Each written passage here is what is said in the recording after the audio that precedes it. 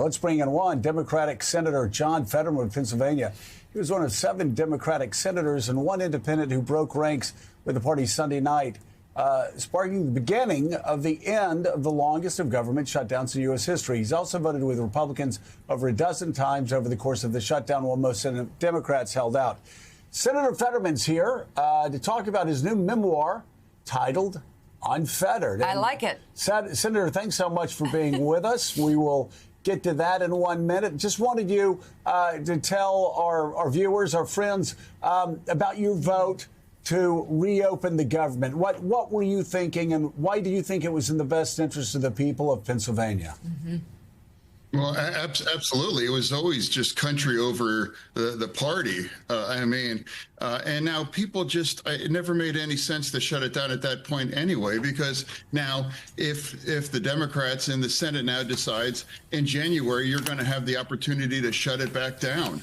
And now we have a lot of time to make the argument to the nation that we want to extend those tax credits, and I actually voted countless times for those now too, and I'll be the same guy that's going to vote for them as well. Now, I refuse to put 42 million Americans, food insecurity in the middle of that. And now, why would we want to make flying less safe and that kind of chaos across our airports in the nation now too, and all the unions pay the military, pay everybody. And now that's a core responsibility for me as a senator to make sure that our government stays open and to continue to advocate the kinds of core values as a Democrat. And I'm not changing the party, but it's like, if a Democrat's not allowed to say, hey, it's wrong, it's always wrong, to shut our government down. I think that's pretty reasonable, because that used to be our official position on it, honestly. Right. Hey, Senator, let me ask you about exploding health care premiums. Obviously, Democrats, yourself included, it's about timing, want to make sure that those ACA benefits and subsidies continue. Could you talk a little bit about how much Pennsylvania voters are feeling the crush of rising insurance premiums? Yeah, well, now let's also part of the history in all of this. These subsidies that was wrote by us, the Democrats. The Democrats wrote that, and they were designed to expire at the end of the year. When we were in the majority, we wrote that to expire. And now here we are back now to have this conversation. Now compare that in Pennsylvania. 2 million Pennsylvanians rely on SNAP to feed themselves and their family, and around 400,000 they receive these kinds of tax credits. And now we can fight for both. And that's, for me as a Democrat, that's what I'm doing. For me, the core kinds of disagreement perhaps is that shut our government down and hold all those people hostage. And I refuse to do those things. It's been a very easy vote. And I know many Democrats think that's smart to plunge us into that kind of chaos, but I refuse to do those kinds of things. And that's really at the core. And now we have a lot of time to make that argument. And if this is going to touch a lot of Republicans and their constituents, and I think it will, and now they will agree some version of that, say, hey, let's now, create more kinds of tax credits to make healthcare more affordable. And I think that is possible. Mike Barnicle is with us, and he has the next question. Mike.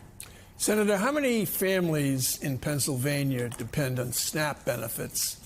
And were you 2 million. How many? 2 million. 2 million.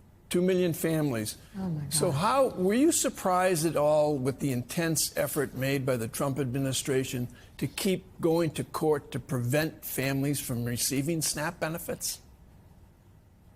No, not surprised. I'm just saying, it's like, just keep it open. And now, as long as we keep our government shut down, we're not getting SNAP, and we're not getting those tax credits that for the health care either. You're getting neither of them. And now, with our government is open, all of that now returns to us. And now we can have the opportunity to sell that to the American voters. And now the people, the real audience are the Republicans in the House and in the Senate to agree, yes, let's do this. But to people that are watching, it's like the Democrats, we designed these to expire at the end of the year. This wasn't something the Republicans are taking. It's like, that's how we designed this. And Senator, good morning. We should get you on the top story of the day. The Epstein emails released yesterday. Give us your reaction to what you did read yesterday, and also what do you hope happens next? What else do you want to see make the light of day? I think what's going to happen is it's entirely appropriate. Release everything, release all of them.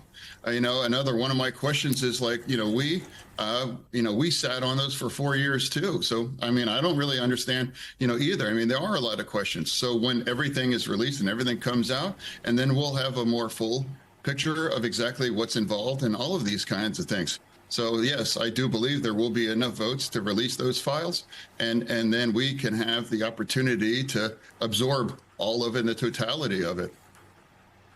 Senator, tell us about your book, Unfettered, and also why you decided to share certain parts of your journey. Well, because there's some things that are they're not a big political winner to talk about depression and actually taking your life. But I think it's an important conversation that we have in our nation. Millions of Americans suffer from depression, and now we have an epidemic of suicide in our nation as well too. Veterans, around 18 of them take their lives, and now here we have the opportunity to have that conversation, and that's exactly what this is about. Because I've had conversations with member of Congress, I've had conversations with people all across the country now, and they've been touched by that message. I really appreciate you sharing that with our viewers and also for the readers of the book. What are you hoping people will take away from this book? Well, my takeaway has been consistent, and I dedicated the book to those folks. Is people that are suffering from that kinds of depression, stay in that game, stay in the game.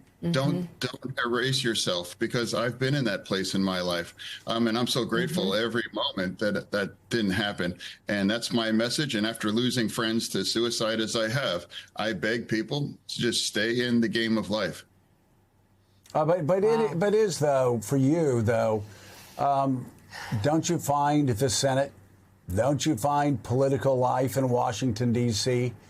to be very isolating? Haven't you talked about it's just a real challenge day in and day out, isn't it, to do the people's business there? No. It's like an honor. It's an honor to be Pennsylvania's voice in the Senate. Right. I'm just trying to find a way forward in that. And I know both of you have been punished to have a conversations ongoing dialogue with President Trump. I got hit just to have dinner with him after he invited me to have that conversation. Pennsylvania keeps people honest. It's like, in the most purple state in the country, it's like there's both sides. And I've always refused to call the other people, they're fascists or Nazis and those kinds of things. Trying to find a way forward is challenging, but that's the reality. And it's absolutely an honor to represent Pennsylvania in the United States Senate. They're obviously your show as well, too. Yeah. There have been Democrats who have been very upset at you because you have met with the president, or you voted with Republicans some, you voted to reopen the government. I think the last time I checked, you were still voting with the Democratic Party 90% of the time, but you are an independent voice. I'm curious, for those who suggest that you may leave the Democratic Party, what do you say to them? Well, yes, Joe, thank you for pointing that out. I think I'm like 90.6%. We all would want a marriage where you agree at 90.6% of everything in life. Exactly. And now, so for me, I'm a committed Democrat, and it's like I happen to have views that I think should be compatible with being a Democrat. We should be allowed to have those kinds of disagreements, because I think we all agree we have to be a big tent party to win the kinds of elections that really matter. Just unfortunately what happened in 2024. And I remember the blowback you guys got. Just how dare you to meet with and to talk to the president, so I live in that blowback, but for me, it's like, Yeah, no, exactly. Meeting with him at the same time, other news organizations are doing the same thing. We were just transparent about it. You're very transparent about what you do as well, and you're very transparent in your new memoir titled Unfettered. Absolutely. And we greatly appreciate that. We think it will help a lot of people. Democratic Senator John Fetterman of Pennsylvania, thank you so much. Greatly Thank appreciate you being here. Thank you, guys. Big fan. Thanks for your Thanks, work. Senator. Thank you so much. And Mika, let me just say that, yes, I mean, most people would be happy to agree with their spouses 90% of the time, 90.6% of the time. He's right there. But how fortunate that I have a spouse that I agree with 100% of the time. Don't do that. All right, let's bring in 99.9% of the time. Not even, like less than 50. Let's bring in Wait, hold on. You agree with me less than 50% of the time? Absolutely, yeah. I support you, but I don't always agree. Like, what do you disagree with? We're not doing this here. What do you disagree with? We'll talk. Less than 50% of the time. I think. I mean, look at what you're wearing. Okay.